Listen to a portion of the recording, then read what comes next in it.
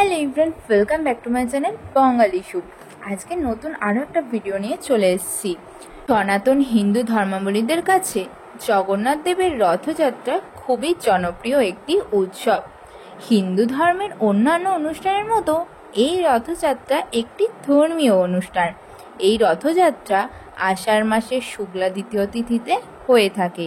তো ফ্রেন্ডস, আজকের ভিডিওতে আছে 2024 বা 1431 বঙ্গাব্দে রথযাত্রা কবে পড়েছে, রথযাত্রার রথের ছোট একটু বিশেষত্ব।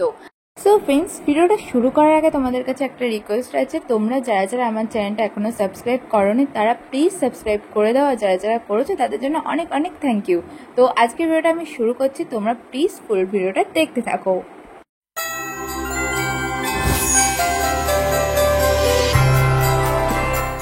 তো ফ্রেন্ডস, জগন্নাথ দেবের 2024-এর রথযাত্রা পড়েছে 7ই জুলাই রবিবার। দ্বিতীয়া তিথি শুরু হচ্ছে 7ই জুলাই 2024-এর ভোর 4:20 থেকে।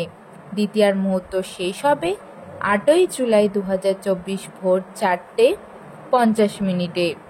এবার তোমাদের আমি বলবো রথযাত্রার রথের বিশেষত্ব। পুরীর রথযাত্রা হলো পৃথিবীর জনপ্রিয় একটি রথযাত্রা, যেটি আমাদের মনে অনেকটা জায়গা জুড়ে রয়েছে। এখানে 3টি রথ ব্যবহার করা হয়, যেটির ভিন্ন ভিন্ন নাম রয়েছে। জগন্নাথ দেবের রথের নাম নালন্দী ঘোষ এবং বলরামের রথের নাম তালতাহাভুজ এবং সুভদ্রার রথের নাম দর্পদলন।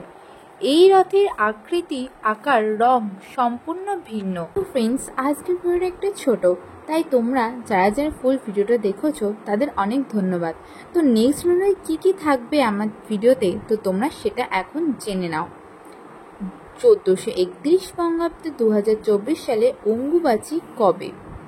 অম্বুবাচী প্রবৃত্তি ও নিবৃত্তির সময় জগন্নাথ দেবের স্নান যাত্রার দিনই কি অম্বুবাচী লাগবে?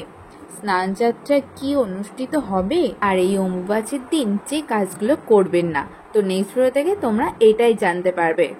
আর ফ্রেন্ডস, আজকের ভিডিওতে আমি আর বেশি কিছু তোমাদেরকে বললাম না। সো ফ্রেন্ডস, তোমরা দেখে নিলে নেক্সট ভিডিও এইগুলোই থাকছে আমার ভিডিওতে। তোমরা প্লিজ চ্যানেলটা সাবস্ক্রাইব করে রাখো, না হলে কিন্তু এই জিনিসগুলো দেখতে পারবে না। তো আজকের ভিডিওটা এখানেই শেষ করছি, তোমাদের সঙ্গে আবার নতুন একটা ভিডিওতে দেখা হবে। তো প্লিজ তার জন্য ওয়েট করো। বাই।